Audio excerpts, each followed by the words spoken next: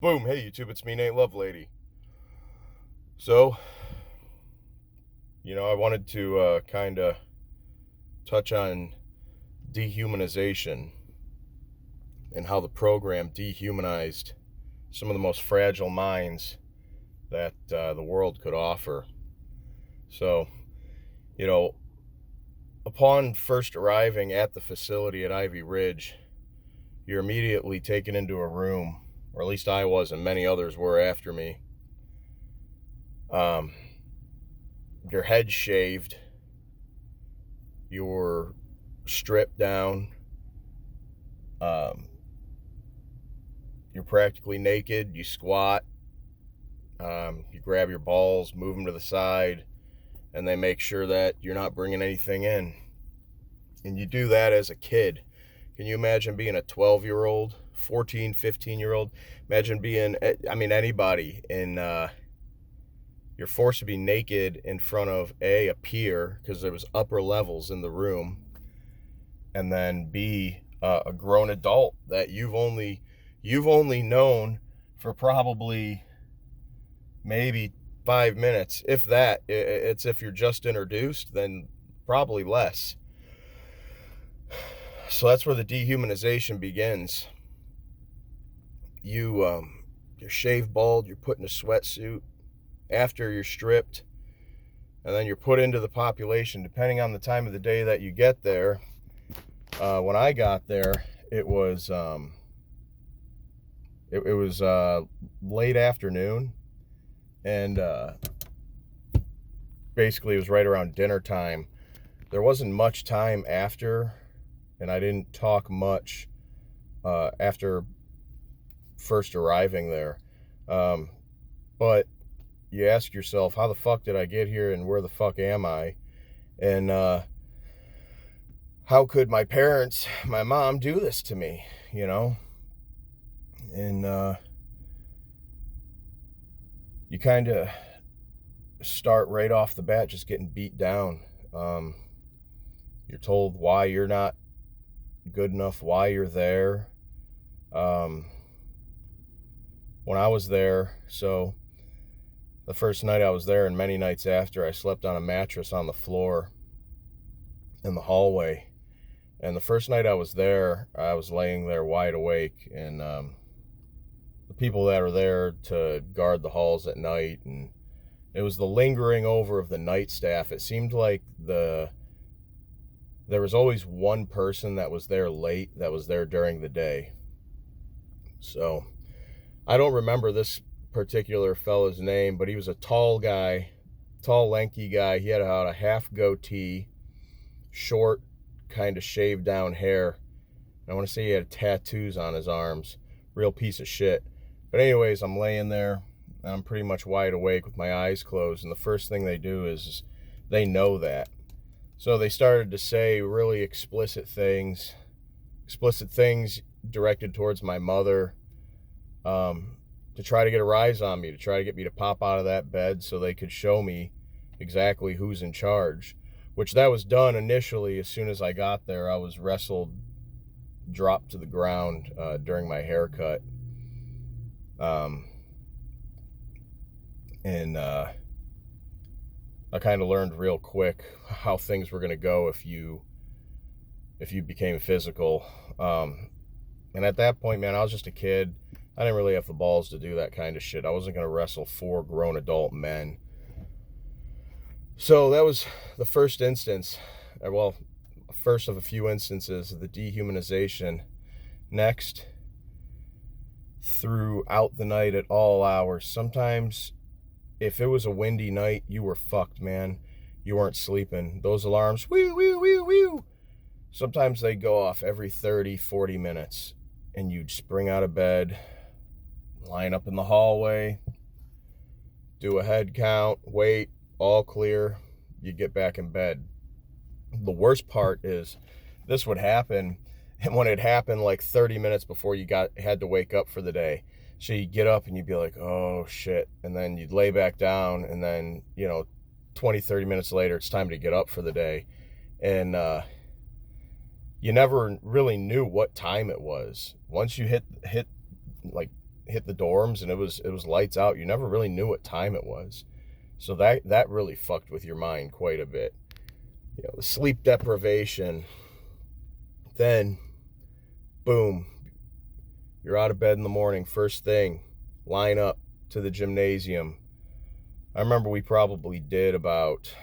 usually did about, God, I'd say sometimes probably 55, 60 laps of that gym. It was horrible, man. And that's how you'd start, and then you'd line up and you'd do up downs, and frog hops, and Chinese chairs, and all the most physically excruciating and extenuating exercises that really inflict the most punishment and pain. That's what we did first thing in the morning. Out of bed, boom, that's what you do. Then you showered, you got dressed, you went back to your dorm, I want to say, and maybe brushed your teeth, some shit like that. Got your shit for the day. Then you went down and you ate breakfast. And when it comes to the dehumanization, well, breakfast would consist of, say, some bullshit. You get plain oatmeal, a water. I want to say my privileges were pretty much revoked on everything. As a lower level, you didn't get shit. You didn't have privileges for anything. So I want to say I didn't get juice. I just pretty much got water. And there were no condiments for anything, but if there was a condiment, say on lunch or dinner, there was a salad. If you were higher up, you could, if I remember correctly, they'd have salad dressing, like Italian dressing or some shit like that. But if you were on the lower rung, you didn't get any of that. You got nothing. And man, that shit sucked. It was terrible. We never got fed properly. And if you did get extra, it was because it was some bullshit that was left over that nobody wanted to eat in the first place, but you forced yourself to choke it down because you were fucking starving, So we were talking sleep deprivation, psychological abuse, starvation, extensive, strenuous, grueling exercise 2 to 4 times a day sometimes. And it was just awful. And if you were in worksheets, you were double fucked, because you'd be stuck in the most excruciating position all day, and then you'd go out in the hallway and you'd do fitness in the hallway. And because you couldn't run in the hallway, they doubled up on all the other shit, like frog hops, burpees, up downs, whatever. Put your back against the wall, sit in a sitting position, Chinese chairs for extreme extended amount of times until you were ready to throw up, pass out, or overheat. And we did that, and if you didn't comply, your ass got beat. And a lot of guys, they got the fucking shit kicked out of them, man. It was really unfortunate.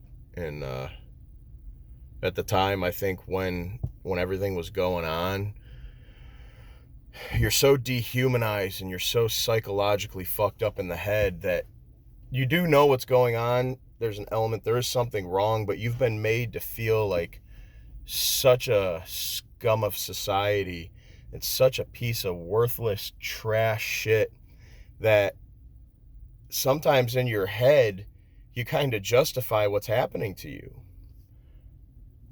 You're being abused and you're like, well, they, after they've infiltrated your mind, maybe I am this worthless victim piece of shit. Fortunately for myself, I never did comply.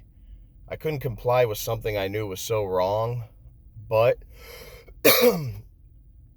I was at my breaking point, and I was about ready to do whatever I had to do to get home. But unfortunately, what nobody tells you is getting home isn't up to you. It's up to them. And the more money that's getting sunk into the program that your parents are spending, your family has, the harder they're going to try to keep you there, the longer they're going to want to keep you there. The longer you're there, the more full the more plentiful their bank accounts get. So the goal was to keep as many children imprisoned as long as humanly possible. There was no care, there was no treatment. It was about imprisonment, dehumanization, sleep deprivation, starvation, physical abuse, psychological abuse, manipulation, sexual abuse, verbal abuse. The boys' side, it was fucking fight for your life, man. You'd be in worksheets, which that was the disciplinary hall you'd go if you didn't have any points to give. You had no points to give, so they'd send you there. And a lot of times you'd end up flat on your stomach with your chin on the floor. You'd extend both of your hands out, and you'd have to keep the points of both of your index fingers on the floor. And you'd have to stay like that for an extended amount of time. And it was just fight for your life scenario, man. You know, I hope a lot of the guys out there are doing well now. You know, we're all adults, and that's a beautiful thing. You know, I'll wrap this video up. I've had some really shitty comments and some real assholes kind of try to not discredit what happened to us, but, you know, in a way say, well, you know, you guys, nobody wants to take responsibility for what they did and why they ended up there. A lot of us didn't do shit, man. You know, a lot of us didn't do anything in particular to end up there. We just fucking ended up there. We were kids and we ended up there, you know, but it doesn't justify anything that happened, period. That anything that happened inside that place is not going to be justified by any stretch of the mind. You know, and it blows my mind how there still are some people who want to discredit us. And, you know, we're not talking about this and saying this for our health. Well, in a way we are, because it's therapeutic, but it's not like we want to remember this shit and rehash it and bring it up. It's fucking awful, man. You know? So I'll wrap this video up. If there's a good response, we'll do another one. We'll do some more. But this was my video on the dehumanization, the first process of being a resident, a prisoner at Ivy Ridge. Dehumanization, infiltration of the mind, manipulation, and abuse. That's Ivy Ridge. Thank you all for the kind words. Over and out. Time to get back to work.